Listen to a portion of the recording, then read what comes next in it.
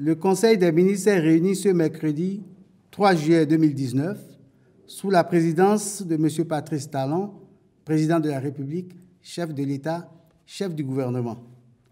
Les décisions ci-après ont été prises. Au titre des communications, compte rendu d'étape des travaux de construction de la centrale électrique thermique de 120 MW à Maria-Gleta 2 et autorisation pour l'acquisition d'un domaine complémentaire d'environ 3,5 hectares nécessaire à l'extension du projet. Il ressort du dit compte rendu, présenté par le ministre de l'Énergie, que la construction de la dite centrale est achevée et que le démarrage des différents moteurs a été réalisé avec succès. Toutes les missions d'évaluation, y compris celles des institutions de financement, rassurent que les travaux sont de bonne qualité et soulignent le respect par le constructeur des délais contractuels. La réception provisoire de la centrale peut donc avoir lieu, suivie de sa mise en service effective. Par ailleurs, la commission chargée d'évaluation des modalités d'acquisition du domaine complémentaire de 3,5 hectares pour faciliter l'extension future de la centrale au projet de 135 MW a rendu ses conclusions. Sur cette base, le Conseil a autorisé cette acquisition et instruit les ministres intéressés à l'effet de sécuriser le domaine. 2. Relève des contingents béninois engagés dans les opérations de soutien à la paix sous l'égide des Nations Unies au titre de l'année 2019. Notre pays contribue régulièrement aux équipes onusiennes de maintien de la paix. La bonne conduite générale de nos troupes les crédite d'une appréciation positive. Pour confirmer cette réputation, tout en leur permettant de renforcer leur expérience, le Conseil a décidé de procéder aux 2 camps de cohésion et aux 2 relèves prévus pour le compte de l'année 2019. 3.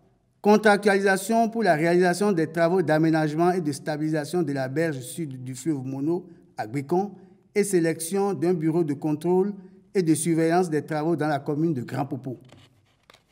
Le site de Gbekon s'avère particulièrement stratégique pour le développement économique de la côte ouest de notre pays.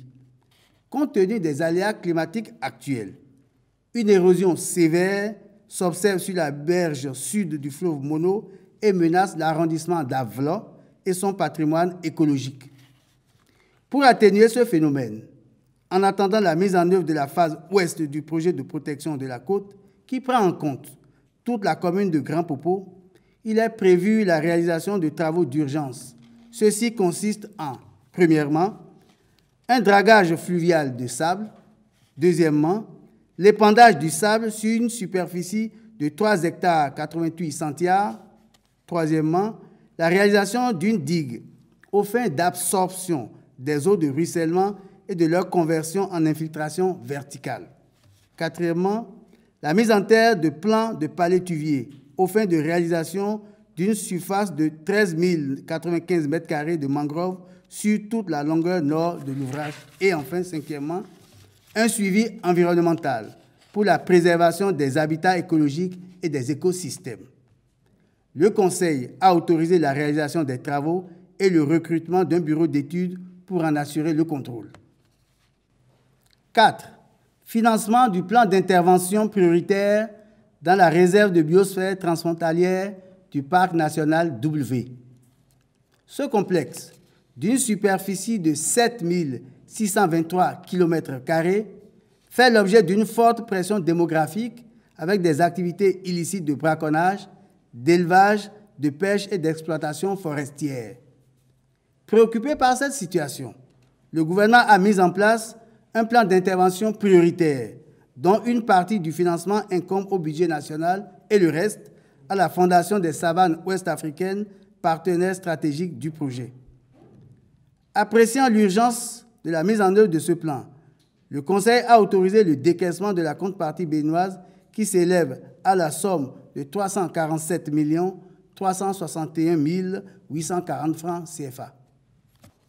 5.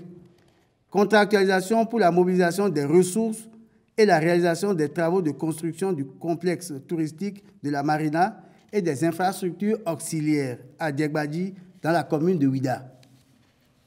Ce projet, confié à l'entreprise Yunwan Construction and Investment Holding Group, à la suite du Conseil des ministres du 27 juin 2018, a fait l'objet d'une optimisation et d'un redimensionnement à l'issue desquels les montants ont été revus à la baisse. Il vise la valorisation du potentiel touristique autour de la porte de non-retour, lieu important du tourisme mémorial. Dans ce cadre, il est retenu, entre autres infrastructures à réaliser, des jardins publics appelés Jardins du Souvenir, un hôtel thématique de 150 chambres, un bateau de la mémoire appelé Bateau du Départ, un village artisanal, des boutiques, des restaurants.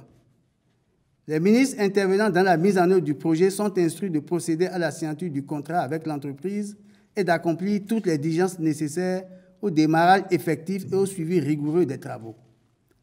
6. Rénovation des comptes économiques selon les recommandations du système de comptabilité nationale 2008 des Nations Unies. Le gouvernement a entrepris, depuis mai 2016, la mise en œuvre de ce nouveau système de comptabilité nationale.